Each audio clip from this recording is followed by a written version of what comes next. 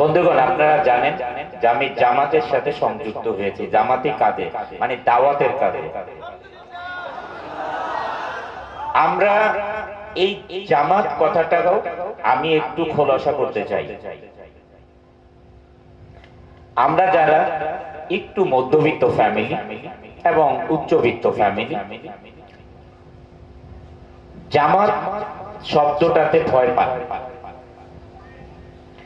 মনে করেন এটা কোনো একটা দল, মনে করেন জামাত বোধহয় এটা কোনো দল। তাবলীগ, যেটাকে তাবলীগ জামাত বলি, তাবলীগ জামাত মনে হয় এইটা একটা দল। আসলে বন্ধুগণ, তাবলীগ জামাত এটা আসলে কোনো দল না। তাবলীগ, প্রিয় দর্শক, মাহফিলের মঞ্চগুলো এখন জানি কেমন জানি নাটকের মঞ্চ হয়ে গিয়েছে।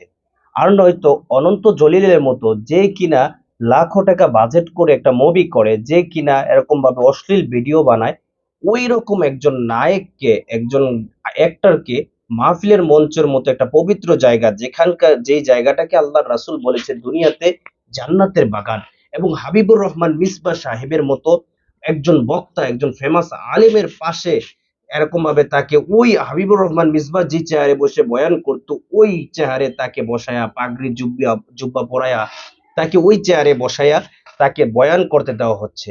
তাও 1 আর 2 মিনিট না, প্রায় 20 থেকে 23 মিনিট সে আলোচনা করছে। যে কিনা এরকম ভাবে সবসময় উলঙ্গ মেয়েদের সাথে চলাফেরা করে, নায়ক নায়িকাদের সাথে চলাফেরা করে, লাখো টাকা বাজেট করে তারপরে মুভি তৈরি করে, সে দিচ্ছে দিনের দাওয়াত, তাও মাহফিলের মতো একটা পবিত্র জায়গায় বসে, তাও একজন ফেমাস আলেম হাবিবুর রহমান মেজবাহকে পাশে বসায়া। এটা আপনার এই মন্তব্য, আপনাদের মন্তব্য আপনারাই জানায় যাবেন যে এটা কতটুকু আর কতটুকু কেয়ামতের কাছাকাছি আমরা এগিয়ে গিয়েছি। এটা আপনাদের উপর ছেড়ে দিলাম, এখানে কিছু বলবো না আমরা। এখানে মাহফিলের মঞ্চে আপনারা দেখবেন অনন্ত জলিলকে দাওয়াত দিয়েছে। হ্যাঁ, দাওয়াত দিচ্ছে, এটা মাহফিল কমিটির। এখন মাহফিলগুলো হয়েছে এমনের যে মাহফিল কমিটি এই মাহফিল দিয়ে টাকা কামাবে, এটা মাহফিল কমিটির একটা রেওয়াজ হয়ে গেছে এখন। এই জন্য যেমনই হোক অতিথি, সে মূল্যে খুনি হোক সন্ত্রাসী হোক, তাকে বানাতে হবে মাহফিলের প্রধান অতিথি। অনন্ত জলিলকে তারা এরকম ভাবে প্রধান অতিথি বানাইছে, বানাক, এটা তাদের ব্যক্তিগত ব্যাপার। কিন্তু হাবিবুর রহমান মিসবার মতো একজন আলেমকে পাশে বসায়া কিভাবে অনন্ত জলিলকে দিতে দেওয়া হয় এরকম পাগড়ি আর জুব্বা পরায়া বয়ান করতে, এটা একটা হাস্যকর বিষয়। হাস্যকর ছাড়া আর কিছুই হতে পারে না এই বিষয়টা। কেননা অনন্ত জলিল সে মুভি করে, ছবি করে, সে গুনাহ ছাইরা দিয়ে যদি চলে আসতো, তাইলে একটা মনটারে বুঝ দেওয়া যাইতো। সে গুনাহের সাথে সরাসরি জড়িত এখনো আছে, তার গুনাহ এখনো, তার ছবি দেখা দেখে হাজারো যুবক নষ্ট হইতাছে। তার মতো একজন ব্যক্তিকে বসায় দিছে একটা পবিত্র চেয়ারে, যে চেয়ারে বসে ওলামায়ে কেরাম ওয়াজ করে মাহফিলের প্যান্ডেলে। কথা দীর্ঘ করব না, আপনাদের কাছে ছেড়ে দিলাম। আপনারা আপনাদের মূল্যবান মতামত আমাদের কমেন্ট বক্সে অবশ্যই জানিয়ে যাবেন। আর এইটা কতটুকু সঠিক হয়েছে তাকে এখানে বসানোর, এই বিচারটা আপনাদের উপর ছেড়ে দিয়ে গেলাম। চলুন তার বয়ানের কিছু ভিডিও অংশ আমরা দেখব, না টেনে সম্পূর্ণ ভিডিওটা দেখার অনুরোধ রইল।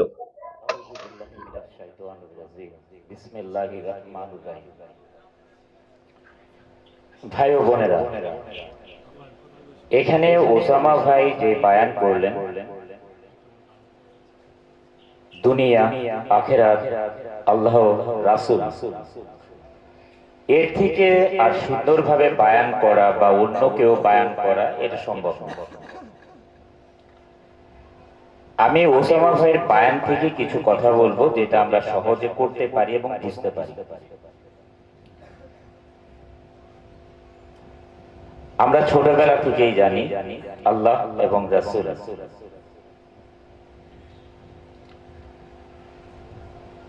রাসূল সাল্লাল্লাহু আলাইহি ওয়াসাল্লাম যেখানে চার হাতে বেহেশতের চাবি থাকবে এবং হুজুরে পাক সাল্লাল্লাহু আলাইহি ওয়াসাল্লাম বেহেশতের চাবি যার কাছে থাকবেন এবং প্রথম তিনি প্রবেশ করবেন, যার জন্য বেহেশত খোলা হবে। আমরা এটা বিশ্বাস করি। আর বিশ্বাস করে যেসব মানুষ ভুল করে, সেটা আল্লাহ তাআলা মাফ করেন না। তাহলে আমরা কি ভুল করি এটা আমাদের জানা দরকার। আপনারা এখন দেখবেন আমরা ভণ্ড পীর, ভণ্ড বাবা, তাবিজ কবজ এগুলো নিয়ে আমরা অনেক ব্যস্ত। আমরা গাড়ি ভরে সারা মাস যেটা কামাই করি এটা আমরা ওইখানে কি বলি সদকা দিই এবং গাড়ি ভরে যাই, দিন নাই রাত নাই যে কষ্ট করি, কিসের আশায় করি? যেখানে গেলে আমাদের জীবনের কোন উপকার আসবে না, আল্লাহর বিরোধিতা হবে, শিরক হবে, তাহলে ওইখানে আমরা কেন যাই?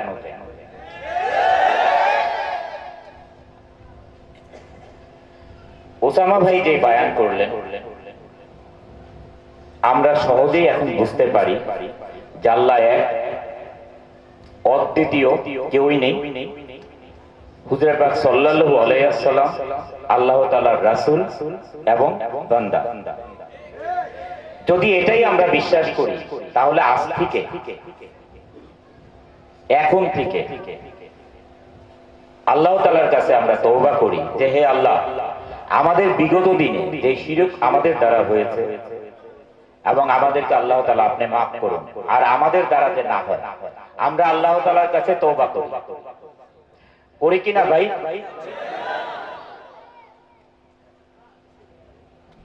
তারপরে আসি আমাদের ধন দৌলত এগুলো নিয়ে।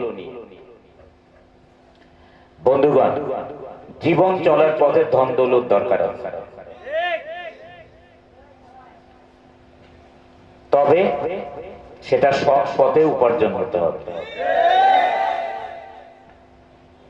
কারণ ধন দৌলত আল্লাহ তাআলা যাকে দেন এটা নির্ধারিত মানুষকেই আল্লাহ তাআলা ধন দৌলত দেন। কারণ আপনারা যখন এয়ারপোর্টে যাবেন, এয়ারপোর্টে দেখবেন সিকিউরিটি দাঁড়িয়ে আছে গেটে, তারপরে দেখবেন বোর্ডিং পাস নিতে, বোর্ডিং পাস দেওয়ার জন্য অফিসার বসে আছে, ইমিগ্রেশন করবেন অফিসার বসে আছে, প্লেনে ঢুকবেন দেখবেন কুরু আপনাদেরকে খাবার দাবার দিচ্ছে, পাইলট চালাচ্ছে। তাহলে আল্লাহ তাআলার পৃথিবী আল্লাহ যেভাবে সাজিয়েছেন তার মানে প্রত্যেক স্তরেই মানুষ আল্লাহ তাআলার নির্ধারিত, পদ নির্ধারিত। আমরা যদি সবাই ধন দৌলতবান হয়ে যাই সবাই, তাহলে আমাদের দেশে এই যে স্তরগুলো পূরণ করার কেউ থাকবে না। আমরা যদি বলি আমরা গরিব দেশ, আমাদের মধ্যে ধনী গরিব আছে। আমেরিকা যদি বলি আমরা ধনী দেশ, ওইখানেও ধনী গরিব আছে। না হলে আমেরিকা কোন কল কারখানা কিছুই থাকতো না, কারণ কে কাজ করতো? তাহলে আল্লাহ তাআলার কাছে আমরা শুকরিয়া আদায় করি যে আল্লাহ, আপনি আমাদেরকে যেইভাবে রেখেছেন, যতটুকু দিয়েছেন আলহামদুলিল্লাহ।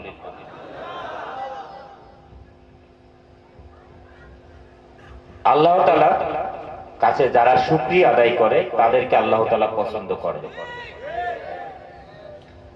বন্ধুগণ, আপনারা জানেন যে আমি জামাতের সাথে সংযুক্ত হয়েছি। জামাতি কাজে মানে দাওয়াতের কাজে। আমরা এই জামাত কথাটাও আমি একটু খোলাসা করতে চাই। আমরা যারা একটু মধ্যবিত্ত ফ্যামিলি এবং উচ্চবিত্ত ফ্যামিলি, জামাত শব্দটাতে ভয় পায়, মনে করেন এটা কোনো একটা দল, মনে করেন জামাত বোধহয় এটা কোনো দল। তাবলীগ, যেটাকে তাবলীগ জামাত বলি, তাবলীগ জামাত মনে হয় এটা একটা দল।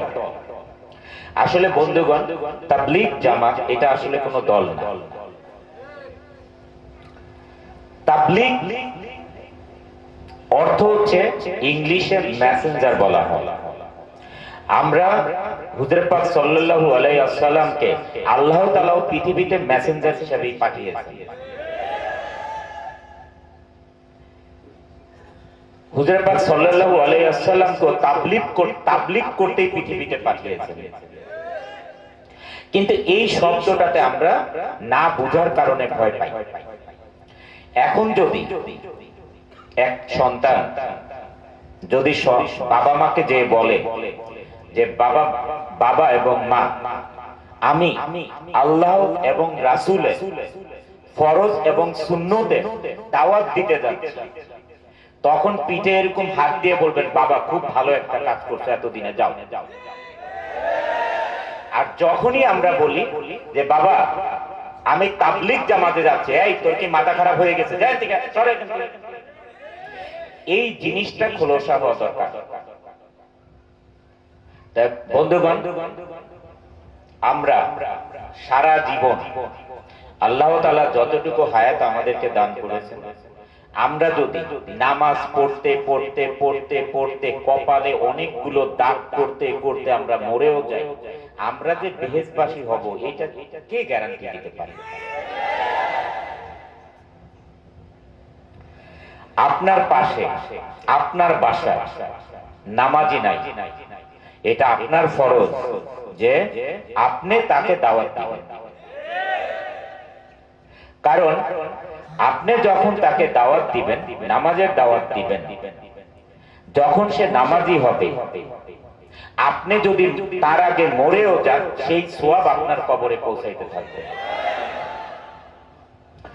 তাহলে দেখেন ওসামা ভাই যে বয়ান করলেন বেহেশত এবং দোজখ, আমলনামা,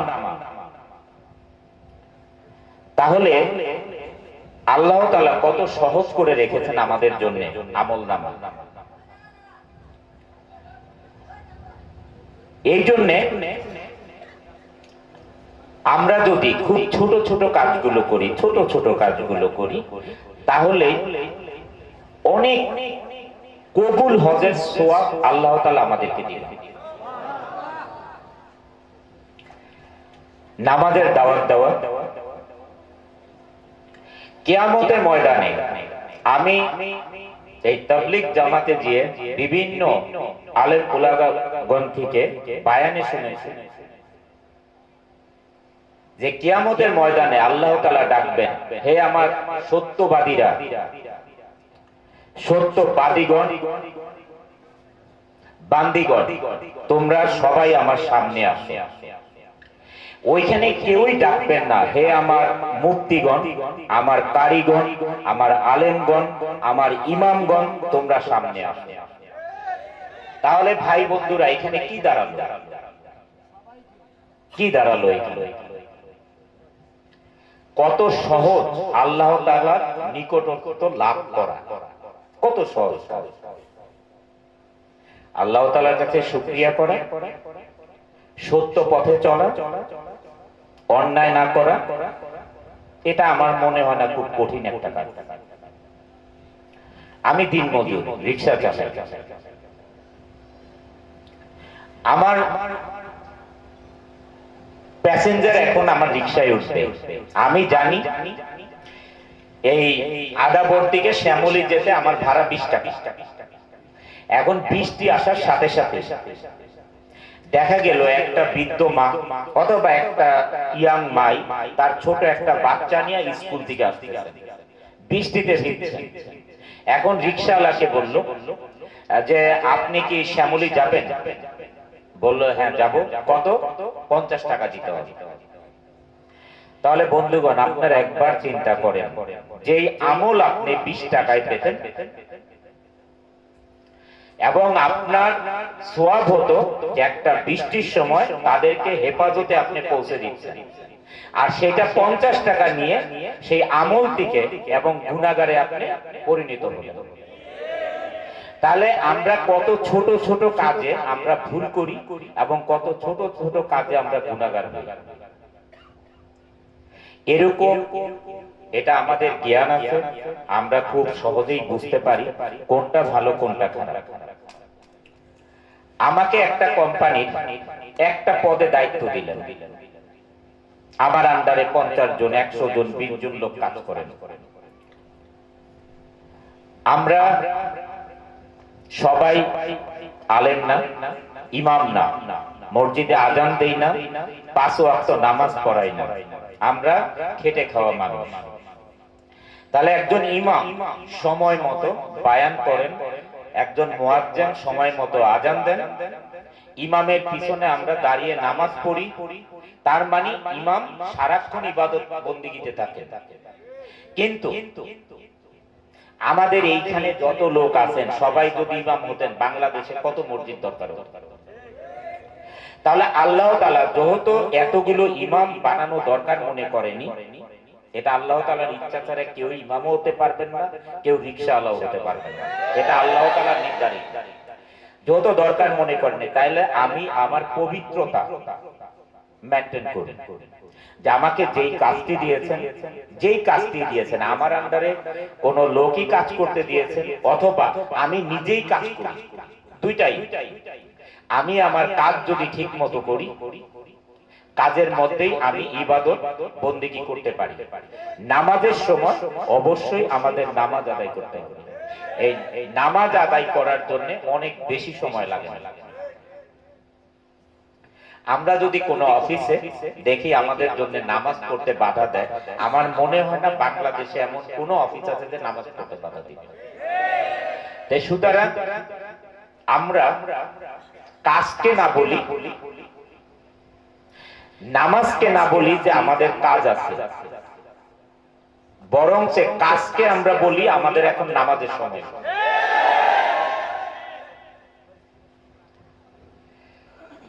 বন্ধুগণ, আমি একটা হাদিস বলি, সেটাও আমি এই তাবলীগ জামাতে যাওয়ার পর থেকেই আমি আমলে নিয়েছি। সেটা হুজুর পাক সাল্লাল্লাহু আলাইহি ওয়াসাল্লাম ইরশাদ করেছেন যে এই ধরনের মজমা যেটা থাকে, মজলিস যেটা থাকে, যেখানে আল্লাহ এবং রাসূলের কথা আলোচনা হয়, সেইখানে কি হয় এটা সংক্ষেপে আমি বলি। আমরা ফেরেশতা দেখতে পাই না, কিন্তু আমাদের আশেপাশে, সাথে, রাস্তা ঘাটে, সাগরে, নদীতে, রেলে, লঞ্চে, সব জায়গায় ফেরেশতারা আছে। ধরেন এই যে এখানে মজলিস হচ্ছে, আল্লাহ তাআলার কথার আলোচনা হচ্ছে, এইখানে যে ফেরেশতারা প্রথম দেখেছেন যে এখানে একটা মজলিস হচ্ছে, তখন অন্য ফেরেশতাদেরকে ডাকতেছেন, এখানে আসো, এখানে আল্লাহ এবং রাসূলের বায়ান হচ্ছে। এইভাবে ফেরেশতা আস্তে আস্তে আস্তে আস্তে এই যে যত জায়গা আছে, এটার চারিপাশে ঘিরতে ঘিরতে ঘিরতে ঘিরতে আল্লাহ আসমান পর্যন্ত ফেরেশতারা সারিবদ্ধ হইতে থাকে। আমি এইখানে একটু এই জায়গাটায় একটু ব্রেক দিচ্ছি। এখন আমরা আসছি আসমান পর্যন্ত, আসমান জমিন পর্যন্ত। আমরা উপর থেকে আসমান দেখি, কতটুকু দেখি? 14,000 ফিট। তারপরে আমরা প্লেনে যাই 33,000 ফিট, 39,000 ফিট, এই তো দেখি আমরা। কিন্তু ওইখানে গেলেও চন্দ্রটা এত দূরেই থাকে। তারপরে নাসা থেকে কিছু কিছু জানেন নভোযান চাঁদে গিয়েছেন। তারপরে তো সূর্য এত দূরেই থাকে। সূর্য চন্দ্র থেকে 70,000 গুণ বড়। চন্দ্র থেকে সূর্য 70,000 গুণ বড়। সূর্য হচ্ছে এক একটা নক্ষত্র, তারা, যেটা আমাদের চোখে আল্লাহ তাআলা পাওয়ার দিয়েছেন। এক একটা সূর্য থেকে এক একটা তারা 70,000 গুণ বড়। তাহলে আল্লাহ তাআলার আসমান কত বড়? সেই আল্লাহ তাআলার 7 আসমান পর্যন্ত ফেরেশতারা এই যে সারিবদ্ধ হয়ে দাঁড়িয়ে যদি থাকে, তাহলে কত লক্ষ, কত কোটি, কত গুণ ফেরেশতা আল্লাহ তাআলা এই যে আমাদেরকে হেফাজত করতে পারলেন।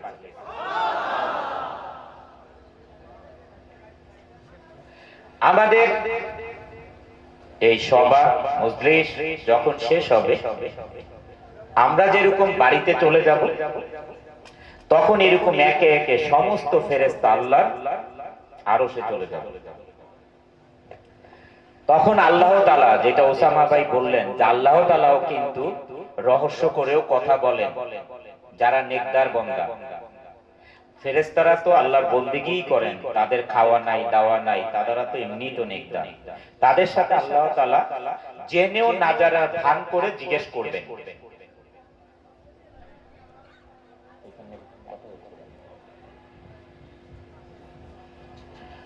আল্লাহ তাআলা জেনেও না জানার ভান করে ফেরেশতাদেরকে জিজ্ঞেস করবেন যে তোমরা কোথা হইতে আসিয়াছো।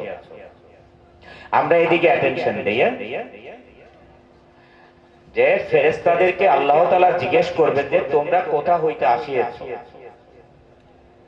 তখন ফেরেশতারা বলবেন যে হে আল্লাহ, আমরা অমুক মজলিস হইতে আসিয়াছি। তখন আল্লাহ তাআলা ফেরেশতাদেরকে আবারও জিজ্ঞেস করবেন যে ওই মজলিসে কি নিয়ে আলোচনা হচ্ছিল। যে হে আল্লাহ, ওইখানে আল্লাহ এবং রাসূল নিয়ে আলোচনা হচ্ছিল, আর রাসূলের সুন্নত এবং আল্লাহ তাআলার যে ফরজ, আল্লাহ তাআলাকে নিয়ে আলোচনা হচ্ছিল। তখন আল্লাহ তাআলা আবার জিজ্ঞেস করবেন তারা কি আল্লাহকে দেখেছে। তখন ফেরেশতাগণ বলবেন যে হে আল্লাহ, তারা তো আল্লাহকে দেখেন নাই। তখন জিজ্ঞেস করবেন যে তারা যদি আল্লাহকে দেখতো তাহলে কি করত। তখন আবার ফেরেশতাগণ বলবেন যে তারা যদি আল্লাহকে দেখতে পাইতো তাহলে আরো তারা আল্লাহকে পাওয়ার চেষ্টা করত। এমন করতে করতে এক সময় জিজ্ঞেস করবেন যে তারা কি হইতে পানা চাইয়াছে। তখন বলবেন ফেরেশতাগণ যে তারা দোজখ হইতে পানা চাইয়াছে। তখন আবার ফেরেশতাগণ জিজ্ঞেস করবেন যে তাহারা কি কখনো দোজখ দেখিয়াছে। তখন বলবেন যে হে আল্লাহ, তারা দোজখ কখনো দেখেন নাই। তখন আবার জিজ্ঞেস করবেন যে যদি তারা দোজখ দেখিত তাহলে কি করিত। তখন বলবেন যে ফেরেশতাগণ যে তারা দোজখ থেকে পানা চাইতো এবং পলায়ন করত। তখন আল্লাহ তাআলা খুশি হয়ে বলবেন যেই মজলিসে যারা ছিলেন তাদের বিগত দিনের সমস্ত পাপ আমি মাফ করে দিব। তাহলে বন্ধুগণ, এবার আমি আগে যেটা বলেছিলাম যে অনেক ছোট ছোট কাজে আল্লাহ তাআলা আমাদের নেক রেখেছেন। আমরা যখন সকালে ফজর নামাজ পড়তে যাই, আমরা আগামীকাল আল্লাহ তাআলা যদি আমাদেরকে হায়াত দারাজ করেন, আমরা আগামীকাল যদি বেঁচে থাকি, আমরা মসজিদে ফজর নামাজ পড়তে যাব। ফজর নামাজ পড়ে আমরা দৌড়াদৌড়ি না করি বাসায় আসার জন্য। প্রত্যেকটা মসজিদে ইমাম সাহেবরা এবং তাবলীগ জামাত যদি থাকেন তারা বায়ান করেন। তার মানে কি হলো, আজকে 17 তারিখ, আল্লাহ তাআলা যদি আমাদের সবার গুনাহ মাফ করেন, 18 তারিখে আমাদের কোনো না কোনো কারণে আবার গুনাহ হবে। যদি 19 তারিখ সকালবেলা আমরা মসজিদে এরকম একটা বায়ান অংশগ্রহণ করি, তাহলে আবার আল্লাহ তাআলা আমাদের গুনাহ মাফ করবেন। তাহলে যেই ওসামা ভাইয়ের যে বায়ান ছিল, আল্লাহ তাআলার নিকটবর্তী হওয়া, বেহেশত আমাদের আমলনামা ডান হাতে আসবে এবং আমরা বেহেশতবাসী হব, তাহলে কত সহজ ব্যাপারে। আমি আরেকটু কথা বলি, সেটা হুজুর পাক সাল্লাল্লাহু আলাইহি ওয়াসাল্লাম খিদমত করতেন। হযরত আবু হুরায়রা রাহমাতুল্লাহু রাদিয়াল্লাহু আনহু খিদমত করতেন। তাহাজ্জুদ নামাজের পানি, ওযুর পানি, মেসাজ সমস্ত কিছু দিতেন। একদিন হুজুর পাক সাল্লাল্লাহু আলাইহি ওয়াসাল্লাম বললেন খুশি হয়ে যে তুমি আমার কাছে কি চাও। তখন তিনি চুপ করে কিছুক্ষণ থেকে বললেন যে আমি আপনার সাথে বেহেশতে যেতে চাই।